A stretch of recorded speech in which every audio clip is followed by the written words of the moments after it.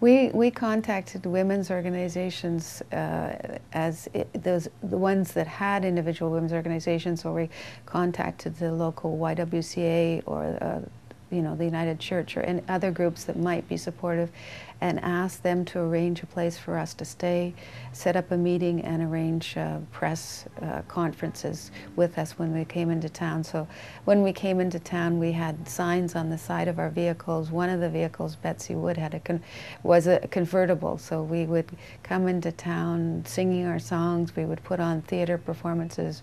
We'd speak to the media, and then we'd hold a public meeting to discuss why we were doing this.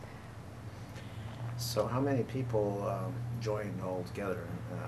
How many people traveled across, well, not across Canada, but how many people were with you when you reached Ottawa? Well, in Toronto, we were able to mobilize a lot more women. The Toronto Women's Liberation Movement was quite a strong organization, so quite a few women joined us in Toronto. And then when we reached Ottawa, we were joined by the women from the Maritimes and from Quebec. So we were several hundred women by the time we all gathered together in a school in Ottawa. How many people from BC were in the caravan?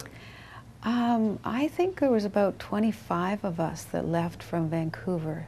I remember us gathering on the steps of the Vancouver Art Gallery with our lot of supporters with our signs, and then we left and drove up the valley. And it was the law courts then, I think. Is that right? Yeah. Before it became the art gallery, yeah. Yes, can you take us through the day of the shutting down of Parliament and describe it in your words? Well, there were several days. We gathered in Ottawa and met as a whole, and then we would break into our regional caucuses and to decide how we were to proceed. And we finally decided we would have a march up to the House and asked to speak with the members of Parliament. And the only member of Parliament who agreed to speak to us was Grace McGuinness, my cousin, who was then, I think, the only woman in the House of Commons.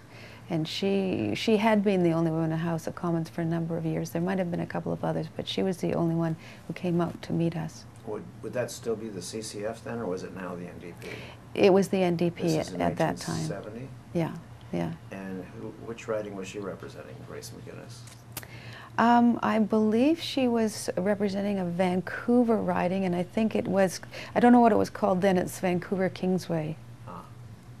Now. Okay, sorry, yeah. Didn't mean to interrupt you. Yeah. Go ahead. And the caravan, after we were only able to meet with Grace McGuinness, then we wove our way. We actually hadn't planned this part of it. We just were so outraged that our members of Parliament wouldn't meet with us that we walked with our coffins and our the theater group and our chants and our music right up to the front doors of Pierre Trudeau's home. Now you have to remember, this is the man who'd been a justice minister, who shortly before had said the state has no place in the bedrooms of the country, and I believe triggered the Stonewall riots by that comment. But we could have gone into the Prime Minister house at that time. We were very angry. There were quite a number of us, but we decided just to leave the coffin at his doorstep. We were astonished that a Prime Minister who cared so much about civil rights and spoken out on so many issues was not prepared to say women had the right to choose control of their own bodies. We then went back and regrouped at the school we were staying in and decided that more militant action was needed. We decided that we would try to get tickets to go in the House, which was meeting the next day, and we would shut down Parliament, or at least we would stand in Parliament from the galleries and speak out our concerns. So each region chose a couple of people that would represent them, who could present the position, who could afford to be arrested if that happened, and who would be able to deal with the media afterwards. So I was one of the people chosen to go into the House of Commons and to chain myself in the House of Commons. So the next day, we all dressed up in various attire to make ourselves look respectable, and we were given passes by some sympathetic staffers of some sympathetic members of Parliament, and we went into the House of Commons, up into the visitors' gallery, and carefully, quietly chained ourselves to the chairs, and then one by one we would stand up and start speaking about the issues. And at first the House of Commons couldn't figure out what was happening, and so they sent security guards to the first person who stood up and spoke, and they realized that she was chained, so they finally found some wire cutters and dragged her away. And as soon as she was dragged away, then another one of us would stand up and start chanting, and we continued to do that until they had dragged us all out and pushed us out the back door. By then, the media had been alerted to what was happening and were really paying attention and understood that we were very serious, and that women were dying and being mutilated, and that children were being born that were unwanted and driving their parents and themselves into serious poverty across this country. They became aware of the terrible abuses of First Nations women and women in mental institutions. So we were really able to highlight the fact that women couldn't get safe, accessible abortions, and also couldn't get access to good birth control.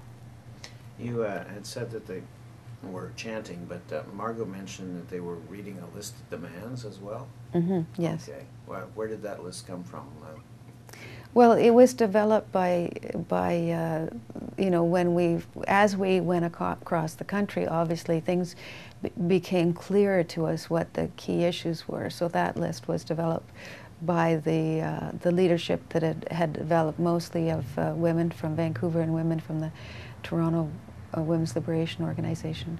When I mentioned Margo, I was referring to Margo Dunn, who was lived with you and others in a collective, a lesbian collective, I believe.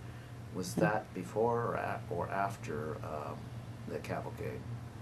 After we came back from Ottawa, some of us really felt like we needed to continue to work full-time for the women's liberation movement. So a few of us talked together about getting a house. 4 of us decided to rent a house together on Point Grey Road, which I suggested we call New Morning.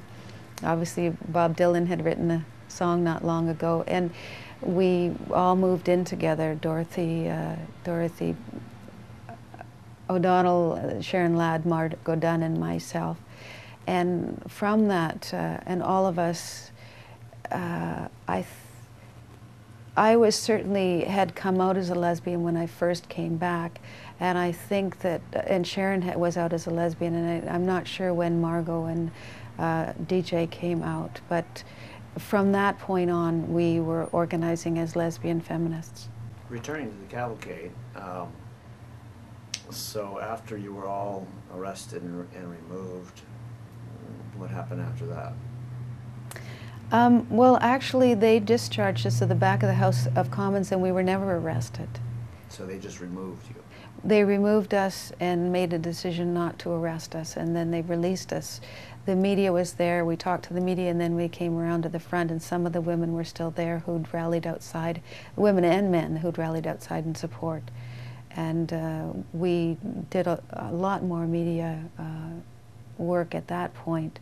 And then we all committed ourselves to continue to work on the issue, and we returned to the various parts of the country that we'd come from. So how long did the whole procedure take of going across Canada and getting there and making your point and then returning all together, time-wise?